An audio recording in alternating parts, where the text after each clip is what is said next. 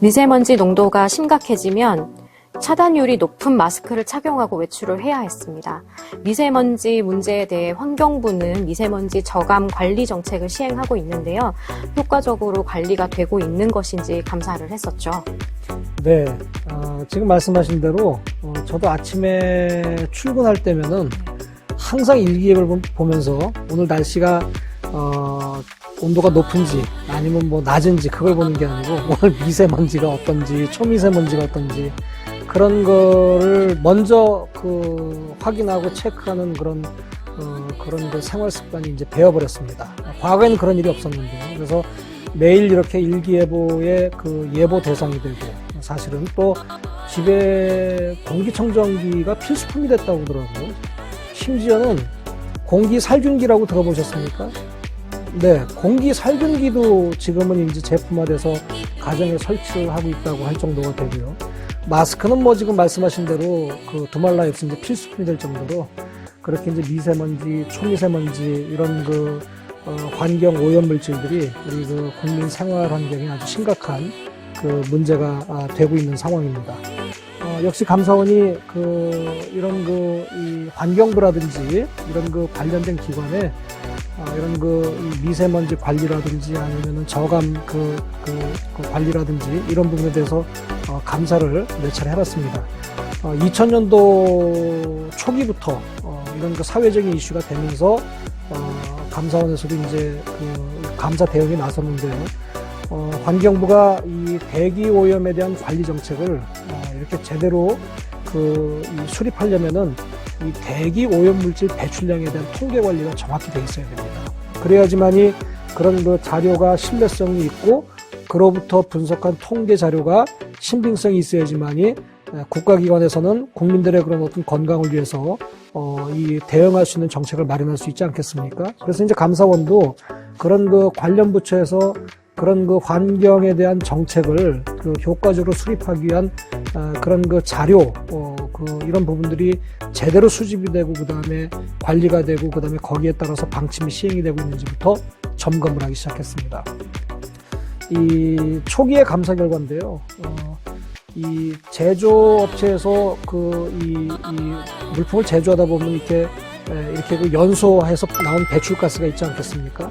그걸 우리가 제조업 연소라고 부르는데 그러한 제조업 연소 등 주요 8개 대기 오염 배출원에 대해서 배출 근원지가 누락된 건 있는지 없는지 그 다음에 이 배출에 따른 그런 개수 이제 통계 수치를 만들기 위해서 그런 개수 작업을 하게 되는데 그 개수가 그렇게 보완이 되지 않고 이렇게 처리가 되는 게 있는지 그 다음에 이런 배출량을 산정하는 것 과정에서 이런 정부가 관련 규정을 준수해서 그 다음에 정확한 그러한 미세먼지를 포함한 그런 통계량이 나와가지고 정책에 반영되고 있는지를 갖다가 감사를 통해서 한번 점검을 해봤습니다.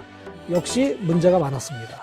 그래서 이 초미세먼지 배출량이 상당히 과소 산정되는, 일단 실제 배출되는 것보다 너무 적게 산정되는 것처럼 이렇게 수치가 분석이 된다든지, 그 다음에 또 이 배출량에 대한 분석을 했으면은 즉시 그게 환경정책에 반영이 돼야 되는데 2, 3년 동안 방치해놓고 정책에 반영하지도 못하면서 그렇게 그냥 자료를 사장시켜버리는 그런 사례도 발견이 됐고요. 그 다음에 이 환경부가 자기네 또 부채 자랑은 또 잘 하려고, 제가 환경부에 무슨 유감 있는 건 아닙니다만은, 자기네가 미세먼지 이 삭감 정책이라든지 그런 걸 잘하고 있다고 효과는 또 부풀려서 국민들한테 이렇게 홍보하는 그런 사례들도 감사 결과 밝혀진 바가 있습니다. 그래서 이와 같이 이런 환경 문제가 지금은 이 미세먼지뿐만이 아니고 여러 가지 다른 그런 요인들도 발생하고 있는데요. 앞으로도 감사원이 주기적으로 이 국민의 생활과 밀접한 그런 환경에 대해서는 역시 필요한 때 필요한 그런 감사를 진행할 그런 예정인 것으로 저는 그렇게 알고 있습니다. 네.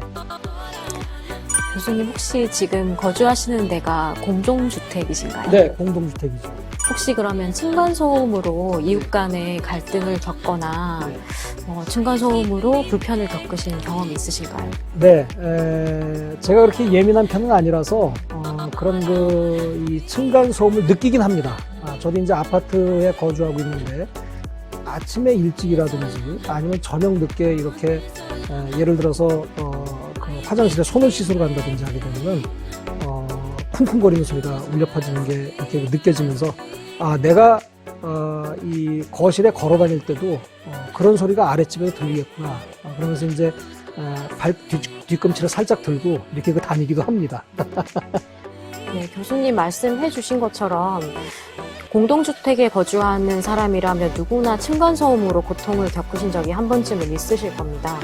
최근에도 이슈가 되었던 적이 있었는데요. 층간소음으로 발생한 이웃 간 갈등으로 살인이나 방화, 폭행 등 강력범죄로 이어지기도 하죠.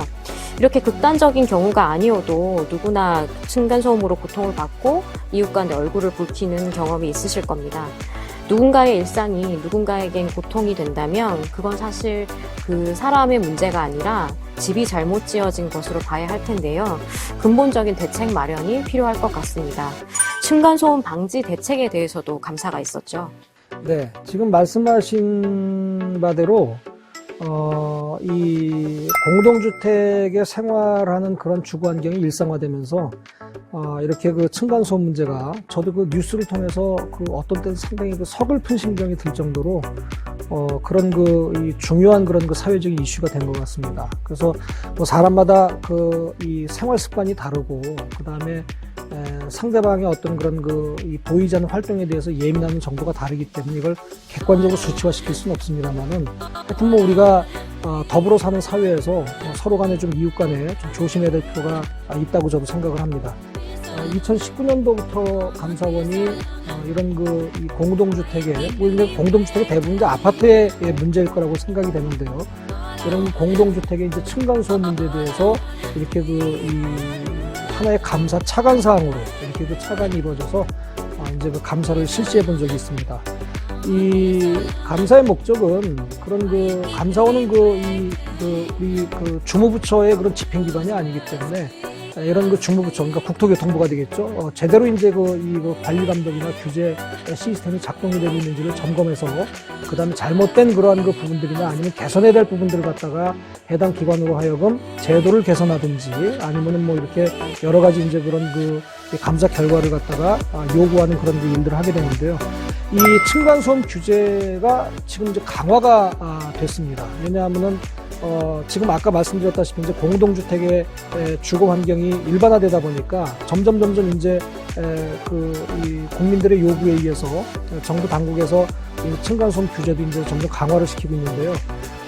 지금 현재 저도 기술적인 부분은 잘 이 전문가가 아닙니다만은 제가 자료를 살펴보니까 이 아파트 바닥이 지금은 이제 층간소음 문제가 대두가 되면서 이 5겹으로 시공하도록 그 제도가 강화가 됐습니다. 뭐 기술적인 문제는 저도 잘 모르겠습니다만 그렇지만 이제 그 중에 하나가 뭐냐면은 이 5겹으로 이제 이 바닥을 갖다가 시공을 하게 되는데 그 중에 이제 슬래브라는 게 있대요. 그 슬래브가 원래 이제 두께가 이전에는 150mm가 이제 두께의 상한선이었는데 이 층간소음 문제가 대두가 되니까 그걸 갖다가 이제 규제를 강화해서 200mm로 이제 규제를 강화해서 그렇게 시공을 해서 층간소음 문제 좀 완화를 시키려고 정부에서 이렇게 제대로 만들었습니다.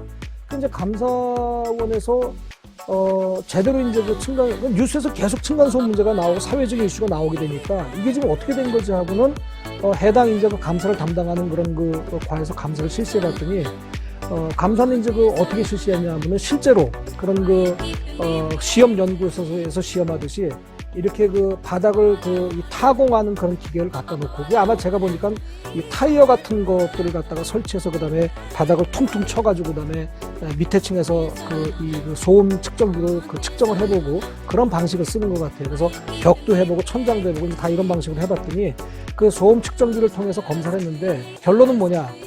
결론은 한마디로 말씀드리면은 콘크리트로 덮으면 다 끝난다. 시공업자가 그런 생각을 가지고서 이 콘크리트로 덮어버리면은 그다음에 그게 5겹으로 된 슬래브가 뭐 150mm인지 200mm인지 누가 알게 뭐냐 이런 식으로 계속 버티면서 그렇게 공사를 했던 거예요.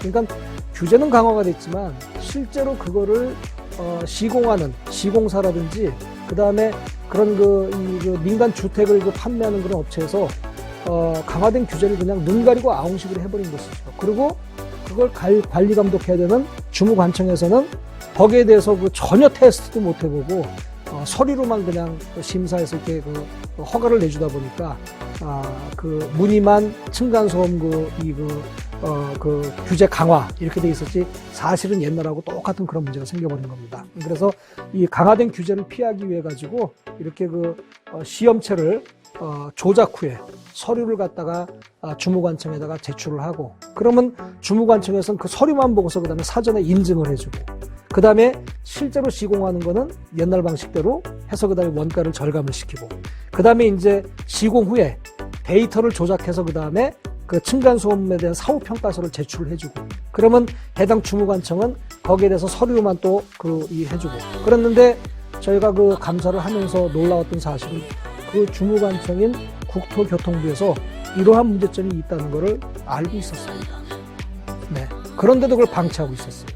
그래서 저희가 그 당시 감사를 하면서 해당 주무관청에 아주 강력하게 그런 사전에 알고도 국가기관이 그걸 방치하고 있었던 거는 이건 말이 안 되는 얘기 아니겠습니까? 그래서 아주 강력하게 처분 요구를 했던 그러한 기억이 납니다.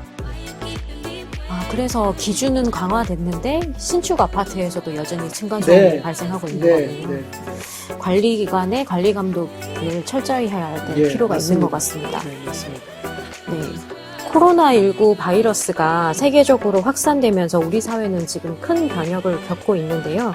정치, 사회, 경제 모든 것이 코로나의 대응과 코로나 이후 사회에 포커스가 맞춰지고 있습니다.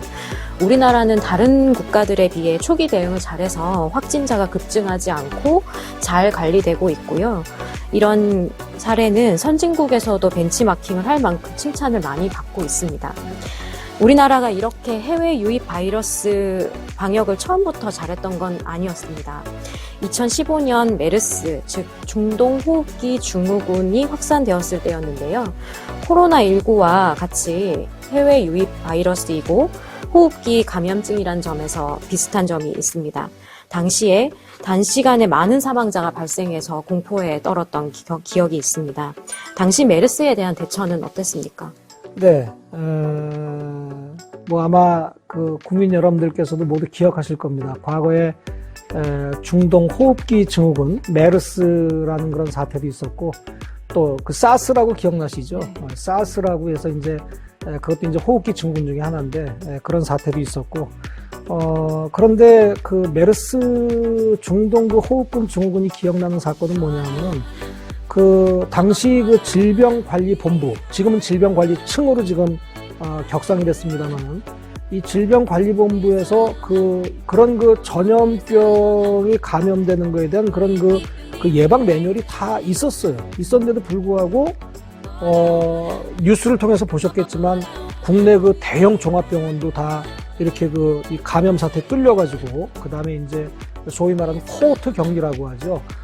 이 병원 자체가 그냥 다 격리가 돼버리고, 그 다음에 요즘은 우리 국민들이 그 용어를 많이 아니다만 음압병동이라고 해서 이런 시설들이 매뉴얼엔 돼 있었는데 사실은 그런 치료 공간이나 아니면 그런 이 방역 시스템이 허술하게 다 뚫려버린 경험이 있습니다. 국민이 공분을 하고 그 다음에 정부의 역할이 도대체 무엇인지를 다시 한번 돌이켜보게 되는 그런 사건들이 있었는데 그 당시 역시 감사원이 이 사안 자체가 상당히 중요한 문제이기 때문에 감사의 기능을 통해서 그런 국가의 정부의 방역 관리 시스템에 대한 점검을 했었습니다. 그런데 이 매뉴얼이 너무나 이 현실에 떨어지게 이상적인 매뉴얼이 구성이 되어 있었던 거예요. 사람이 지킬 수 없는 그러한 어떤 이 룰을 만들어 놓고 지키라고 하면은 사실은 지킬 수가 없는 거거든요. 근데 한 번도 경험이 없다 보니까 이렇게 이론적으로 생각했던 그런 매뉴얼들을 만들어서 이렇게 처리하다 보니까 이렇게 대응이 실제로 잘못돼가지고 우왕좌왕하고 그런 문제가 생겼습니다. 그래서 그런 부분에 대해서 일일이 하나하나 그 지적한 그런 그 예를 말씀드리면 시간이 너무나 흘러가기 때문에 시스템 전체가 매뉴얼은 상당히 잘 돼 있었지만 현실에서 지킬 수 없는 그런 그 매뉴얼들이 이상적으로 돼 있었다. 그런데 그렇게 그런 부분에 대해서 누구한테 책임을 지워서 그 다음에 책임을 지라고 하는 게 능사가 아니다 이런 판단이 들어선 거예요. 그래서 그 질병관리본부의 그런 그 잘못된 부분들은 지적을 하고 그 다음에 이제 감사 결과에 뭘 했냐면은 의료 전문 인력도 보강을 해라. 그 다음에 예산도 더 이렇게 그 적극적으로 지원을 해서 그 다음에 정말 질병관리본부가 그런 대응할 수 있는 기능을 할 수 있는 그런 예산을 줘야 될 거 아니냐. 장비도 그렇게 필요할 거 아니냐. 그래서 저희가 그 책임만을 지운 것이 아니고 필요한 그 인력과 전문 인력과 그 다음에 예산과 조직 확대와 이런 것들을 다 이렇게 그 지원해주는 그러한 그 감사 결과를 내놨고요. 그것이 결국은 빛을 봤죠. 언제 빛을 봤느냐. 지금 우리가 최근에 경험하고 있는 코로나19 사태 때 정말 요즘은 이 영국의 옥스퍼드 사전에 이 K라는 것이 이제 하나의 그런 그 사전에 그 단어로 등재가 됐다고 하는데 K 방역도 하나의 이 단어가 됐습니다. 그 정도로 이제 영어로 얘기하면 베스트 프랙티스, 우리가 이제 모범 사례로 이렇게 꼽고 있는데요. 그런 부분들에서 이제 저희 감사원의 간부님들과 우리 직원 우리 감사관 직원분들도 우리가 국가에 그런 부분에 기여를 하고 있구나 하는 그런 보람을 느끼는 그런 감사가 있었습니다. 네, 말씀하신 것처럼 메르스 감사야말로 우리가 현재 가장 잘된 감사라고 평가할 수 있는 감사인 것 같고 그 감사 결과에 따라 개선된 체계가 우리를 현재 지켜주고 있다는 생각이 들어서 뿌듯함이 느껴집니다. 네. 앞으로도 이런 좋은 감사가 지속이 됐으면 좋겠습니다. 네, 저도 그렇게 기대하고 있습니다. 교수님 아침에 출근하실 때 혹시 날씨 체크하시나요? 날씨 체크하죠. 네. 아마 대부분의 직장인은 아침에 출근하기 전에 옷을 어떻게 입어야 할지 아니면 비나 눈이 오지 않을지 기상예보를 체크해서 준비를 할 텐데요. 기상예보는 단순히 옷이나 우산 준비의 문제가 아니라 생업과 연결되는 큰 문제인 것 같습니다. 그런데 갈수록 이 비예보가 맞지 않는다는 생각이 드는데요. 이 SNS에는 이 비가 온다고 했는데 안 오는 날이거나 비 예보가 없었는데 비가 오는 날에는 기상청에 대한 비난 글이 정말 많더라고요. 지구온난화로 인해서 기후변화의 영향으로 과거의 데이터로는 예측할 수 없는 부분도 물론 있겠지만 좀 해도 너무한다 싶을 때가 있거든요. 실제로 비 예보 적중률이 50%가 안 된다고 하더라고요. 아마 제가 이런 말씀드리면 놀라실지 모르겠는데 최근 5년 동안에 기상청의 일기예보 적중률이 정확하게 46%입니다. 동전을 던져서 앞면 뒷면이 나올 확률도 반반인데 상당히 전문적인 기상 인력과 그 다음에 그런 기관이 있음에도 불구하고 물론 이제 자연의 현상이라는 것을 우리가 완벽하게 그렇게 분석해서 예측할 수는 없습니다만 그래도 확률적으로 46%는 반도 안 넘네 이렇게 생각하면은 우리 국민들 상식으로 봤을 때는 이거 잘 이해가 안 되는 시스템이네 이렇게 생각하실 수 있을 거예요. 감사원이 기상청에 대해서는 여러 차례 감사를 한 적이 있습니다. 그런데 일기예보가 적중률이 떨어지는 문제에 대해서도 저희도 이제 계속 점검을 하고 있었는데, 그래서 이제 아까 메르스 감사 때도 말씀을 드렸지만 잘못한 거를 이렇게 잘못했다고 지적만 하는 게 아니고 감사원이 필요한 게 있으면 그런 예산이라든지 아니면 장비라든지 이런 부분들에 대해서 또 인력이라든지 지원할 게 있으면 지원하는 게 필요하다고 권고도 하고 있습니다. 그래서 이제 슈퍼컴퓨터를 지금 기상청에 슈퍼컴퓨터가 아마 4대가 있을 겁니다. 그게 이제 처음에 슈퍼컴퓨터 도입할 때부터 감사원이 지원을 해서 이렇게 이제 감사 결과를 통해서 이렇게 이제 지원을 해줬는데 그 슈퍼컴퓨터가 4대씩이나 들어가 있는데도 기상예보가 안 맞는다.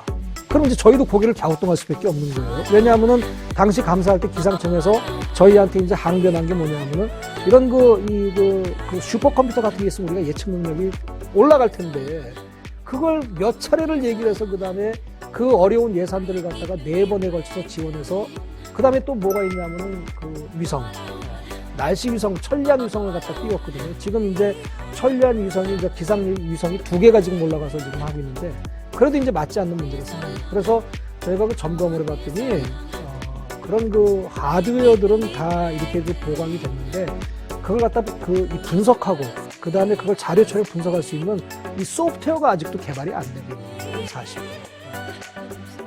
그 무용지물이죠. 그래서 이제 그 일기예보 적중률이 그렇게 그 고도의 장비가 있음에도 불구하고 이 50%를 넘지 못한다는 얘기는 그런 그 하드웨어를 가지고서 그 분석할 수 있는 소프트웨어가 있어야 되는데 소프트웨어 분석할 수 있는 그 소프트웨어를 마련하는데 또 이제 뭐 예산 타령을 하고 무슨 타령을 하고 해가지고 그건 저희들 감사원 입장에서 봤을 때는 잘 이해가 안 되는 그런 그 주장이기도 합니다. 그래서 계속 지속적으로 그렇게 이 국민의 이 일기예보라고 하는 거는 과거에는 그냥 뭐 그 관심거리였는지 모르겠지만 지금은 국민의 경제 활동과 상당히 밀접한 관련을 맺고 있기 때문에 그리고 이제 경제적인 비용도 상당히 많이 이렇게 영향을 받기 때문에 지속적으로 감사를 통해서 일기예보의 적중률을 조금 더 이렇게 끌어올리는 그런데 저희들이 좀 지원하는 그런 그 감사원의 역할도 계속 지금 추진하고 있습니다. 사실 기상청 공무원들이 굉장히 고생이 많다는 얘기를 많죠. 들었어요. 그런데 너무 많은 비난을 받고 있는 것 같아서 사실은 좀 안타깝고요. 네. 앞으로는 좀 그래도 적중률이 올라갔으면 좋겠네요. 네, 저도 네. 바라는 바입니다. 요즘 사람들이 건강에 대해서 관심이 높아지면서 사실 건강기능식품 하나쯤 없는 분들은 없으실 건데요. 건강기능식품에 대해서도 감사원에서 감사를 했었죠. 네, 그 건강기능식품에 대한 그런 그 감사를 몇 차례 걸쳐서 했습니다. 왜냐하면은 역시 이제 국민의 건강과 관련된 중요한 문제이기 때문에 그렇게 했는데 가장 제가 기억나는 거는 기능성 껌이라고 얘기하죠. 그래서 여러 가지 이제 이 성분이 들어가 있는 그런 껌인데 요즘은 좀 오해하지 않으시고 들으셨으면 좋겠습니다. 요즘은 제품의 이름하고 그 다음에 그 성분의 이름이 같은 경우가 상당히 많아가지고 이게 브랜드 이름인지 아니면은 뭐 원료의 이름인지 그런데 저는 지금 원료의 이름을 말씀드리는 거지 브랜드 이름을 말씀드리는 게 아닙니다. 이 자일리톨 성분이 들어가 있는 껌이 있단 말이에요. 그게 저희가 감사를 실시해서 보니까 자일리톨 성분이 들어가 있는 껌이 국내에 판매되고 있는 게 총 28개입니다. 네네. 그래서 이게 가장 시장 점유율이나 매출이 많은 그런 브랜드의 그런 자일리톨 성분이 들어가 있는 껌도 있지만 하여튼 자일리톨 성분이 들어가 있다고 이렇게 이 판매되고 있는 껌이 지금 28종이, 28종이 있는데 이런 기능성 껌이 얼마나 효과가 있는지. 그 다음에 이런 이 광고하는 기능을 달성하려면은 한 번에 하루에 얼마나 섭취해야 되는지. 이게 왜냐하면은 그렇지 않으면 이게 과장 광고에다가 허위 광고가 되고 그 다음에 오히려 국민들을 호도하는 그런 문제가 생겨버린단 말이에요. 그래서 이제 그런 것들을 이제 한번 검토한 적이 있는데 2017년도에 그런 기능성 그런 제품 중에서 껌을 먼저 상대로 해서 저희들이 이제 감사를 해봤습니다. 지금 현재 국내 껌 매출의 50%를 넘게 자일리톨 성분이 들어가 있는 껌이 시장 점유율이 그렇답니다. 그래서 이제 아까 말씀드린 이제 28종의 자일리톨 성분이 들어가 있는 껌에 대해서 이제 감사를 저희들이 수행을 해봤는데 제일 큰 이슈가 뭐냐면 과장 광고하고 있다는 겁니다. 그래서 기억나실지 모르겠지만 그런 자일리톨 성분이 들어가 있는 껌을 제조해서 판매하는 회사에서는 식약처 인정, 나라에서 인정, 아주 이렇게 국민들이 딱 관심 가질 만한 그런 카피라이트를 써가지고 그 다음에 광고를 하는데 나라에서 인정한 바가 없어요. 그래서 식약처에서 무슨 이거는 건강 기능성의 그런 성분이 이렇게 기능을 작동한다 그렇게 인정해 준 적이 없습니다. 그런데 이 광고대로 과장 광고가 있는 건데 그 광고대로 그 다음에 기능성 성분이 작용이 되려면 얼마나 감사하면서 이렇게 점검을 해봤더니 뭐 저희가 했겠습니까? 전문기관에 또 의뢰한 거죠.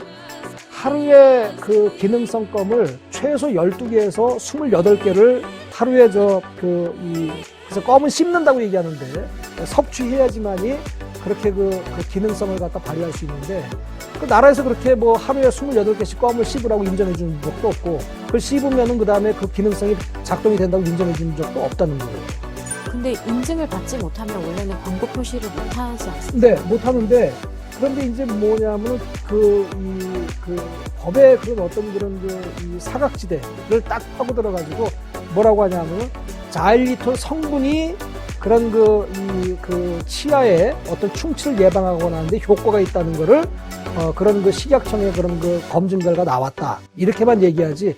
우리 껌이 무슨 뭐 그 나라에서 인정했다 그런 식으로 광고는 하고 있지는 않은 거예요. 어쨌건 명백한 그렇죠. 허위 과장 광고네요. 그렇죠. 그러니까 이제 이 법의 어떤 그런 이 법률 전문가의 조언을 받아가지고 법의 그런 그 규제에서 살짝 벗어나서 그 다음에 살짝 이제 카피라이트를 그렇게 만든 거죠.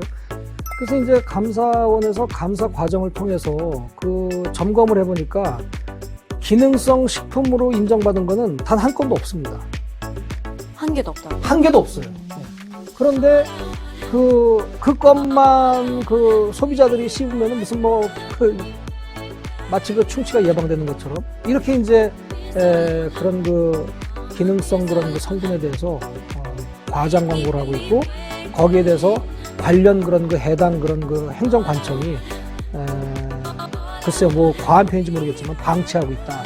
그렇게까지 이제 결론을 내려서 그 다음에 이제 시정을 요구한 그런 감사 사례가 있습니다.